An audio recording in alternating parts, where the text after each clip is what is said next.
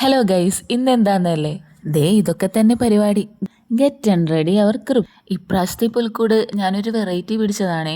ഇഷ്ടമായെങ്കിൽ കമൻറ്റ് ചെയ്യണേ. സത്യത്തിൽ ഇത് അറേഞ്ച് ചെയ്യാൻ ഇത്രയും പാടുണ്ടായില്ല എൻ്റെ മക്കളെ.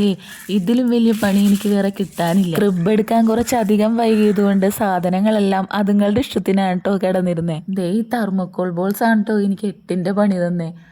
എല്ലാ ബോൾസും മറ്റു സാധനങ്ങളുടെ കൂടെ മിക്സായി കിടക്കായിരുന്നു കേട്ടോ. ഇതെല്ലാം ഇങ്ങനെ എടുത്തു വെക്കുമ്പോൾ അടുത്ത വർഷമാവണമല്ലോ ഇതൊക്കെ ഇനി ഒന്ന് പൊടി തട്ടാനൊന്നൊരു വിഷമമുണ്ട് കേട്ടോ മനസ്സിൽ. എല്ലാ സാധനങ്ങളും പ്രോപ്പറായിട്ട് അറേഞ്ച് ചെയ്തില്ലെങ്കിൽ അടുത്ത പ്രാവശ്യം പണി കിട്ടുമെന്ന് ഉറപ്പാണേ. അതുകൊണ്ട് സൂക്ഷിച്ചെല്ലാം പാക്ക് ചെയ്ത് വെക്കുകയാണേ. ക്രിസ്മസ് ഒരു കളർഫുൾ വൈബ് തന്നെയാണ് കേട്ടോ.